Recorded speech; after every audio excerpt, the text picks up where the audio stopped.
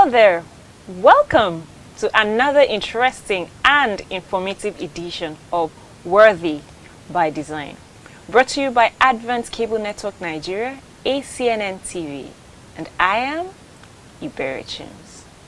On this show, we focus on the journey from girlhood to womanhood and everything in between. Today, we shall be paying a visit to the doctors for some advice and have them tell us the common mistakes to avoid. Health, they say, is wealth. A woman's capacity to realize her full potentials will therefore depend on how well she feels, physically, mentally, and otherwise. It is, however, puzzling to find that ladies and women take care of every other person's health except theirs. Can you beat that? So, it is high time we talked about our feelings with a view to making the needed changes. During this discussion, you'll find out the answers to the following questions. Are there habits you need to stop or learn? Can my health habits affect my productivity at work? Well, find out from our guest, Dr. Nwaneka Madu. Thank you. She's a medical doctor and she's also very passionate about the womanfold. It's so good to have you. Thank you. Thanks for having me too. I'm already itching to hear my mistakes. I'm sure someone out there is feeling the same way. So let's dive right into this discussion. Dr. Nwaneka. Yes. This issue of health, we talk about it every day. How important is a woman's health to her productivity, whether at work, at business, or even school as a student? How important is her health? I think it cannot be overemphasized. It's very, very important. They say there's this saying that says you look how you feel. When you don't feel so good, you look like it. And when you feel good, when you're at your best, you find that you're so confident. Just like a lady goes and changes her hair or does her nails and all of a sudden she looks brighter. Everybody's like, there's something different about you today. So I feel a woman's health is very, very paramount to the output that she brings out, whether it's at work, whether it's even with the children. A woman that is stressed cannot give her family the best. A woman that is stressed and cannot put her best into work. And we all know that God's design for us, which this program is, by the way. I'm so happy that there's something like this for women to look at and to fall back to. So like I was saying, a woman's health is very important. It's God's desire for us that we be in good health, even as our soul prospereth. That's in 3 John in the Bible. So it's very, very important for us to take care of our body, because our body is the temple of the Lord and he wouldn't come down by himself to do the work for you. So it's up to us, with the knowledge that he has given, doctors as well, to equip yourself. Like you. Yes, thankfully. To equip yourself with, diet plan, exercising, lifestyle changes, know about your family, to know what risk factors you have, because a lot of diseases are genetically passed on. So you should be very aware, and I think it's very, very important. Okay, now let's go to another important issue. Okay. We're talking about a woman's health. Yes. And then we're talking of a woman being worthy by design. Her capacity for productivity at work. I want us to focus on that. Okay. How important is her health to that?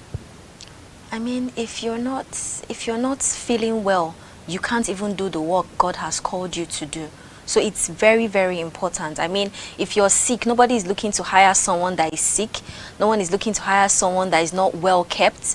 I remember sometime at the hospital, I was on call the night before, a 24-hour shift at the emergency. And then usually how it is that from your calls are from 8 a.m. to 8 a.m. So you don't get any sleep. So you're seeing patients, you're attending to patients, and then by morning time, your attending, that's your consultant or your senior registrar, would come and overview the patients that you've attended to. So that night I just did everything. By 7 a.m. I went home, brushed up, put on powder, did my brows. I can't go anywhere without doing my brows. Even if I don't do anything, I have to do my brows. So I did my brows, put on a little lip gloss, and I came to work before they came and all that. And then we're like, my consultant was like, you were at work yesterday and you don't even look like it. Like, you don't look like you've had a stressful night. And I was worried that maybe some harsh comment was going to come, and she just turned and said, I like that. I like when women don't look like what they go through. I like when they carry themselves well. So it really goes a long way. You know, you have to take care of your health so that you have the best output at work. You know, you can't come up to work smelling, or you know, you haven't put on roll-on or even body spray, you know, little as it may be. So it could tell a lot about the value you can offer. Exactly. It tells a lot about the value. It tells a lot about how you even value yourself.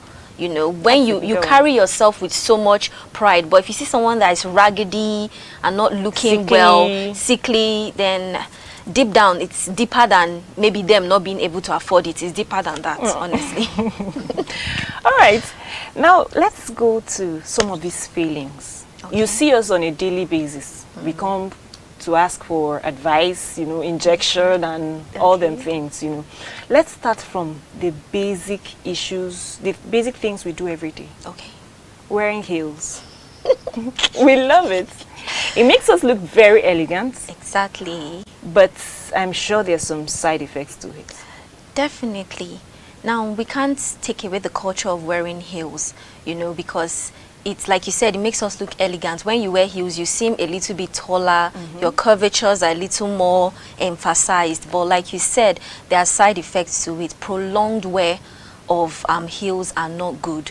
For instance, now, if you wear heels for too long, there is something called at the base of our feet. So I'll just use my palm to illustrate. So, for instance, where my fingers are is where you call the ball of your feet, which are where your toes are.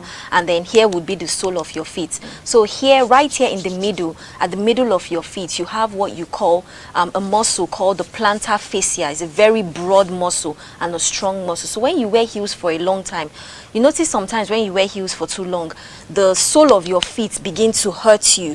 That's because that muscle has been stressed a lot. So, and then also wearing heels for a long time can also put a lot of stress on your joint, on your knees, because we know that heels don't have any shock absorption. So all the weights and all the poise and balance you're trying to get, you're putting it on your ankles or your knees. And then also importantly, which is also something that is common, lower back pain. People that wear heels a lot, they have to deal with lower back pain because that muscle I spoke about, it's attached to another muscle called the Achilles tendon, which is attached to your calves. Your calves that they call yams. Let me just say that so that people will know where I'm talking about. Your yams, your hamstrings, which is at the back of your thigh, and then it's also attached to your pelvis, which is the hip area. So you notice that when it's stressed, you know, people start feeling some pain, you know, all that. And then to even bring it down, wearing heels for too long can cause you to have what we call calluses. Now, you know, heels are narrow and tight, so they press on the sides of your toe, maybe your big toe and your small toe. And you notice some people, they have this hard skin around that place, which sometimes is not so attractive. If you have to wear sandals, it looks very ugly. So wearing heels for a long time could give you those issues. And then not to talk about if you wear heels and you fall down. What you could sustain from falling down on heels is... So now, is the doctor's advice that I pull these heels I'm wearing right now? Oh, no. We need it. We have to look, you know. Okay, so what's the standard of moderation? Actually, it would be best if you wear a heels that's about 3 inches. That's comfortable, because now we have 6-inch heels, some even 7, and because of the physiology of our body, we're not equipped to stand that long, because what it does is that it shifts your balance. Your gravity is no longer in the center. Your gravity moves, you know, to the front, because you're standing and you're trying to, and it causes your back to arch even more when you're on heels. So I think it's better to wear heels that are like 3 inches, what does 3 inches and below. Maybe something like mine. Okay. maybe thereabouts. Okay. Yes. Or you could also wear shoes that have a platform, Okay. in as much as they have a heel. That way the weight is being Shared, balanced. okay. Yes. Or heels that have block heels, the ones they call block heels, that Okay. have bigger, not the stilettos, but something that has a wider heel. And then people should also practice exercise. There are exercises you can do to relieve pain.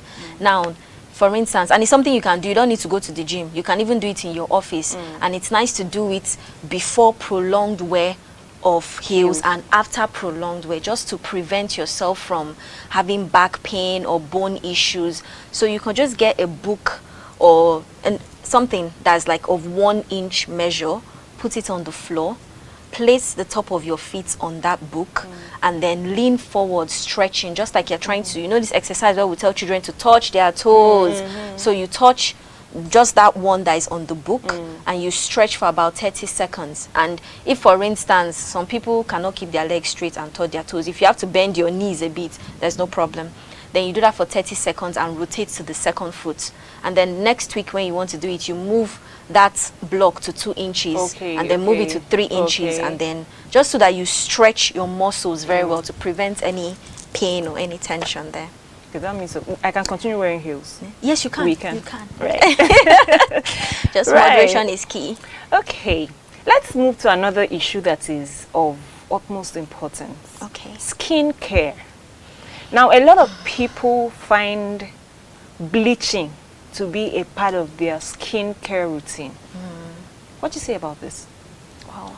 If we go into skincare, we're not going to leave this place. No, but let's just focus. just on bleaching.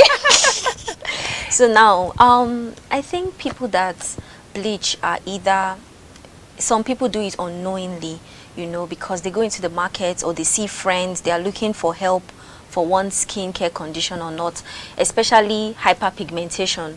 That's like discoloration of the skin, like, okay, they are getting from, they've had pimple before and then it's gone, but it has left them with black marks, and they want to handle it.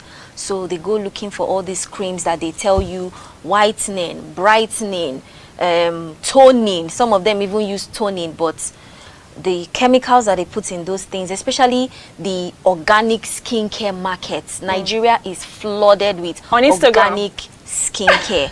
And you know, somebody's in their bathroom mixing up chemicals, and they just slap organic skincare on one container and they are selling it, and what they are selling is poison. Now in the skincare, we have medical grade products, we have over-the-counter products, and then we have your poisons. Now poisons could be mercury, hydroquinone, tretinoin. Now hydroquinone and tretinoin, they are not bad.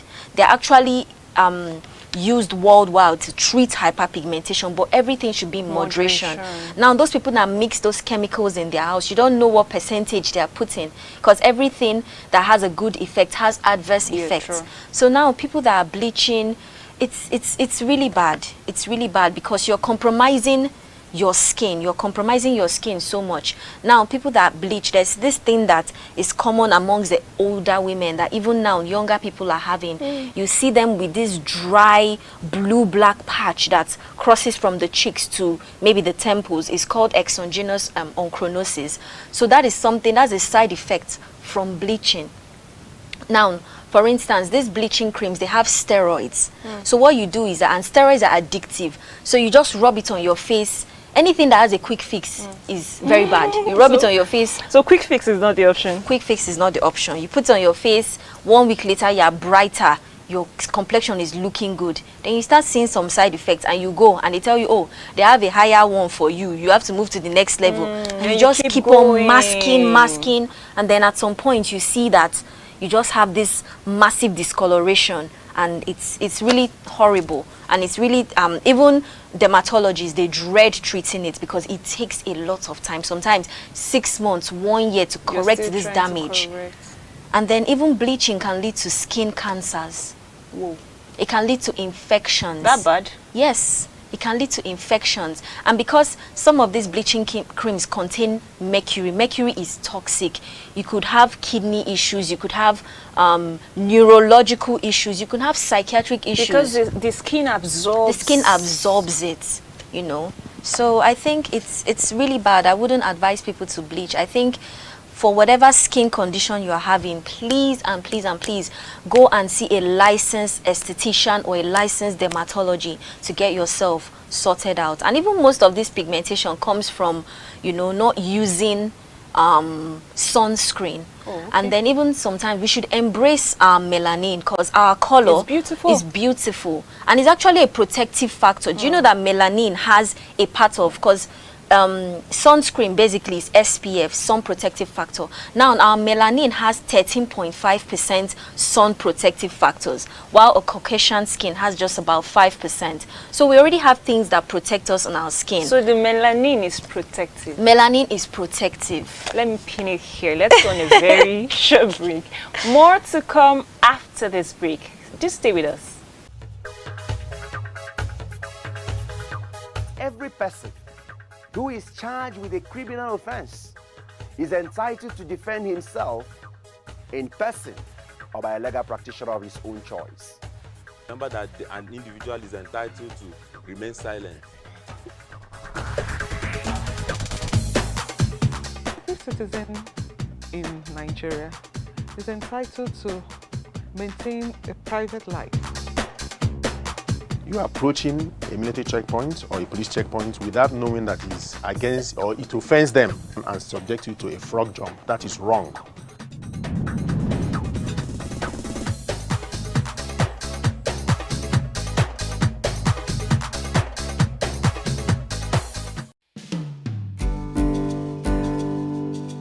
Welcome back to the show. We have been speaking with the amazing Dr. Wanika Madu.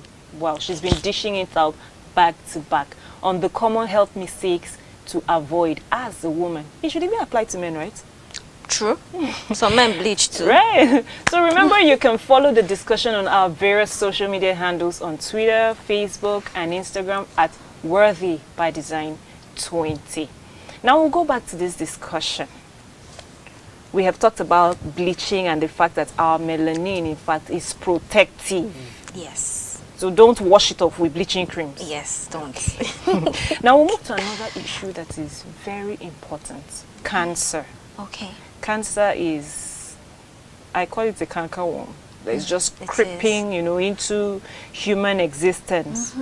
Now the World Health Organization has reported that cancer is the second leading cause of death globally. Yes. And is responsible for 9.6 million deaths. Okay, that was in 2018. And 70% of those deaths occur among low and middle income countries. And Nigeria is one of them. Now my concern is, how can we protect our women? I think information, you know, bringing awareness to these things. Information is very key, you know, bringing awareness. When what people don't know, they can't protect themselves against, you know. Ignorance is no longer bliss. You have to know. You understand? Knowledge is power. Knowledge is power. So now talking about cancer. So amongst women, the three most common cancers are the breast cancer, the cervical cancer, and then the ovarian cancer. Now, because you talked about awareness, I will start with the cervical cancer, because I think I wouldn't say habits that will lead, but I would say risk factors. That's what we call it in medicine. One of the biggest risk factors is also low socioeconomic status. That's why you see that these cancers are leading in developing countries. So it means that because people are not, they don't have access to this information, maybe someone cannot afford to have a TV or something like that, or they don't know who to ask, or they don't know where to get these materials. Because of that, they lack the proper information to tell them, okay, you can safeguard yourself from this. And then also, apart from not having awareness, they also do not have the funds. Even if they find out that something is wrong with them, they don't have the funds. So I think one of the best things that can be done is awareness, just like this program is. This is bringing awareness to our women, to our ladies. So for instance now, like cervical cancer, we see it a lot. The risk factors would be girl-child marriage. Yes, girl-child marriage, because cervical cancer is actually sexually transmitted. So girl-child marriage, early coitus, that's early sexual relations, like a girl gets married at a very young age, from then on she is susceptible to the virus that causes cervical cancer, which is the human papilloma virus, HPV. So all this ties down to information. You know, you want to give out your child at an early age and whatnot. And then cervical cancer, another leading cause is having multiple sexual partners, of which as a body of Christ we don't even advise for people to have premarital sex. You know, there's a reason why God told us to wait before we do all these things. So we encourage our ladies to keep themselves, know your worth, know that you're special, know that you're delicate, you know. Delicate, so yes. know that you're delicate. So having multiple sexual partners, or having a spouse that has multiple sexual partners, prolonged use of combined oral contraceptive of over 10 years can predispose you to cervical cancer. Smoking, because we know that cigarettes and, you know, smoke, nicotine is carcinogenic. Smoking can predispose you to cervical cancer. So, you know, these are all the risk factors. So, but most importantly, low socioeconomic status, because if you don't know, the information is not there. So that means we need to take the word out there. Yes, we do. I don't want to go further on this cancer issue because it's a whole discussion on its own. It is. But I think the information is taken. Early child marriage. Yes. Parents, please note this. Society, communities should note this, because you're exposing your children to something you may not be able to handle. Exactly. Before we go on with this whole cancer talk, let us talk about vaginal infection. Okay. Now we know that at some point or the other, most ladies have vaginal infection. Yes. Called by different names by the doctors. But most of us we proudly call it toilet infection. Right. So tell us about how to properly manage these vaginal infections. Okay. Now, talking on vaginal infection, the sad truth is that, okay, vaginal infection is quite broad. So we're talking about sexually transmitted and not sexually transmitted. I feel it's important to create this awareness, irrespective of the fact that we love to buttress on the point that women should keep themselves whole and till marriage. But it's good. I would not be doing justice to my profession if I don't talk about the sexually transmitted and the non-sexually transmitted. Now, with vaginal infections, a lot of people do not, a lot of these infections, they do not carry, there is no, would I say, vaccine or immunization. There's no screening, because a lot of them are treated based on symptoms. They are symptomatic. Okay. So, you know, like your bacterial vaginosis, now the ones that are not sexually transmitted, bacterial vaginosis, trichomonas, then candida, that's a very common one, that's yeast. But also, most importantly, I would love that women do not feel bad when they have this infection, because it's normal. Almost, it could happen to anybody. Almost in a lifetime, it's possible to have it even 2 times, 3 times. About over 90% of women in the world have had to deal with candida at some point. It's just because of how our body is, and when a foreign object or a foreign thing like soap, perfume, anything that can just tip off the balance of your pH down there. Soap? Yes, you're not supposed to wash with soap in there, because it could irritate you and then cause, you know. So it may not be because the person is dirty. Not really, no. Okay. Even being over clean can cause you to have these, because some people would want to put water in there and wash, or put their sponge in there, and that's so wrong. You're messing up the flora and the pH of your body. So yeah, a lot of these things are symptomatic. Even the sexually transmitted ones like gonorrhea, syphilis, they are symptomatic. Some people don't go to the hospital until they see something is wrong with them, or they see a discharge that they don't like and all that. But they have the ones that, you know, you have to get vaccines or get routine checks for, like HIV, hepatitis B and C. You have to get your vaccines for hepatitis. I know hepatitis is given at birth, but that doesn't cover for a long time. So even as an adult, I've gotten mine, because I mean, I work in a hospital, I come in contact with people. It's communicable, just like HIV is communicable. Hepatitis B, maybe through pricking, through exchange of body fluid. So you have to protect yourself. So, and then most importantly, the HPV taking us back to the cancer, I feel it's very important for women to know. So the vaccine is given at 9 years of age. Okay, I was coming to that. Let's go ahead. Okay, so the vaccine for human papilloma virus. So cervical cancer is actually not hereditary. Okay. Like I said, it could be sexually transmitted, but breast cancer, ovarian cancer, they could have hereditary, you know, traits and all that. But cervical cancer, the HPV vaccine should be given at children as of 9 years of age. 9 years. 9 years. At 9 years, you should get your child checked and then given at the HPV vaccine. There are different types. There's the quadracil, which covers for 4 strains. There's the nanovalent, which covers for 9 strong strains. So, but you know, you see some people that are like, oh, their child is 12 years old, 11, and they haven't gotten this. Can they still do it? Yes, they can still get the vaccine. The essence of the vaccine is to introduce protection before a girl child is sexually active. Okay. Because once a girl child is sexually active, there's no need for that vaccine. What you have to do from then on is screen the child. Now, the screening is what we call a pap smear. Okay. And then couple it with HPV antigen body screening. You do that every five years. Okay. You do that every 5 years. So from at 9 years, you get the immunization. Yes, And if you have not done it at 9 years, you can still do it at any other time. at any But other when time. once you get to 21, You have to start doing it every other 5 years. Okay. The screening. okay. You have to start doing it. They put 21 because, well, I guess the white people, they believe at 21, most ladies, most girls, even though they don't tell people about it, they have been sexually active. Okay. Yes, because Okay. that's just the point. Okay. Once a lady is sexually active, you cannot then fall back on doing the immunization. Immunization, You okay, understand? You okay. have to screen. Okay, so we are rounding up right away. Okay. But I want us to round up with something that strikes me a lot. Let us round up by talking about self-examination.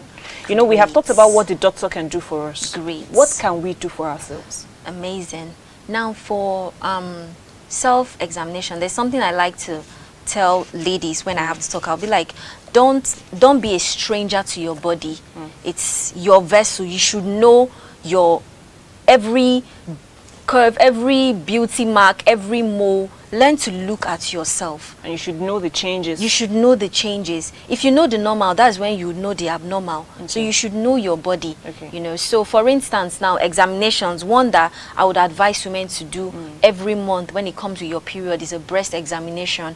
Now you would want to raise up your arm because you're also going to be massaging into the armpits to check for lumps. You know, the lymph nodes that are there, they get enlarged when there's an inflammatory process, you know, or that is like a trigger for a cancer or something. So you So should in the be- next 1 minute, just round up all of Okay. this. I would say women should pay more attention to their bodies. Women should always want to seek medical advice. Don't try to self-medicate. Self-medicate. Always seek professional advice in whatever it is that is bothering you, your skin, your internal organs, anything. Learn to always seek proper medical advice. And when it is given, adhere to it. Adhere to it. So that's what I would say. Learn to seek proper medical advice. And when it is given, do what? Adhere to it. It is never too early or late to make lifestyle changes that can guarantee a longer, healthier, and more productive life for you. Constantly treat yourself to something I call TLC, tender loving care. So ladies, are you ready? Let's get to work and do just as our guest had advised. We have been speaking with our beautiful, sensational, I'm trying to look all the words, Dr. Wanika Madu. Thank you for making our time today. Thank you so much. We have learned Thank a you lot. so much. And I'm sure my viewers will agree that we have learned so much. Just much more to talk about, but our time. So, this is where we draw the curtain on today's episode. I hope you are better informed.